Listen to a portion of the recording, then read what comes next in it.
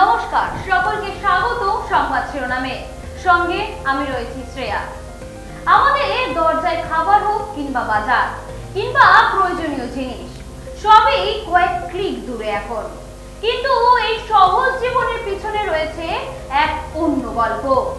ঝড় বৃষ্টি কিংবা প্রচন্ড গরম, কিংবা রাতের অন্ধকার হোক কিংবা অনিরাপদ রাস্তা, সবকিছু উপেক্ষা করে প্রতিদিন ছুটে চলেন হাজার হাজার ডেলিভারি রাইডার।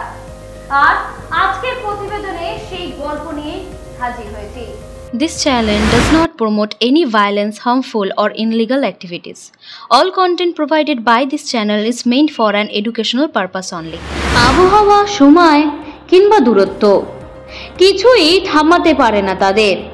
প্রচণ্ড গরম, ঝড়ো আবহাওয়া, তীব্র গরম বা হোক না কনকনে ঠান্ডা ওয়েদার, যে অবস্থায় হোক না কেন গ্রাহকদের হাতে ডেলিভারি পৌঁছানোই হচ্ছে তাদের প্রধান মূল লক্ষ্য। বর্ষাকালে পিছল রাস্তা, কম দৃশ্যমান বা রাতের অন্ধকারে দুর্ঘটনার ঝুঁকি বহুগুণ কিন্তু বাড়িয়ে দেয় এই সমস্ত জিনিস। অথচ ডেলিভারি মিস মানেই আয়ের ক্ষতি। বেশিরভাগ ডেলিভারি অ্যাপের কঠোর অ্যালগোরিদম মেনে চলতে হয় রাইডারদের। নির্দিষ্ট সময় ডেলিভারি না পৌঁছালে কমে যায় তাদের রেটিং, কাটা হয় পারিশ্রমিক। যানজট, ভুল ঠিকানা বা হঠাৎ অসুস্থতার মতো বাস্তব সমস্যাকে গুরুত্ব দেয় না এই সিস্টেম। এক ডেলিভারি দেরি মানেই পরের কাজে সুযোগও কমে যেতে পারে। রাতের বেলা বা নির্জন রাস্তায় ডেলিভারির সময় লুকিয়ে থাকে আরও বড় বিপদ। ছিনতাই, ডাকাতি, গাড়ি ভাঙচুর, এমনকি মারধরের মতো ঘটনা কিন্তু নিত্যদিন ঘটে। অনেক রাইডারে সাইকেল বা বাইক চুরি হয়ে যায়, যা সরাসরি আয়ে প্রভাব ফেলে। এই পেশা প্রায়শই সমাজের চোখে তুচ্ছ। সময় মতো ডেলিভারি না হলে গ্রাহকের গালমন্দ তো রয়েছেই, দারোয়ানের তাচ্ছিল্য আর কোম্পানির চাপ, সব মিলিয়ে মানসিক ক্লান্তি চরমে পৌঁছায়। অনেকেই নিজেদের প্রান্তিক মনে করেন। দিনের শেষে শরীরের পাশাপাশি মানসিক ক্লান্তিও তাদের সঙ্গী হয়ে ওঠে। যদিও কোম্পানিগুলো রাইডারদের পার্টনার বলে উল্লেখ করে, প্রকৃতপক্ষে শ্রমিকের মৌলিক অধিকার থেকে তাদের বঞ্চিত করা হয়।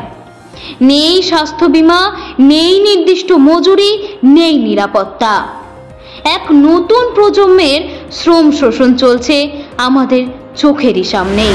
আমাদের চারপাশে রয়েছে অ্যামাজন, ফ্লিপকার্ট, জোম্যাটো, সুইগি।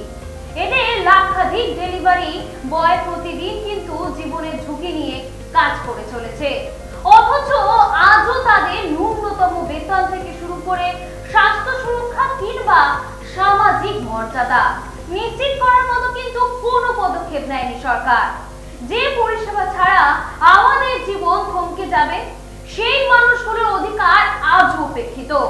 প্রশ্ন একটাই, মুনাফার খেলায় এরা কি কেবল সংখ্যায় গোনা পরিসংখ্যান, নাকি প্রাপ্য সম্পদ থেকে বঞ্চিত শ্রমিক?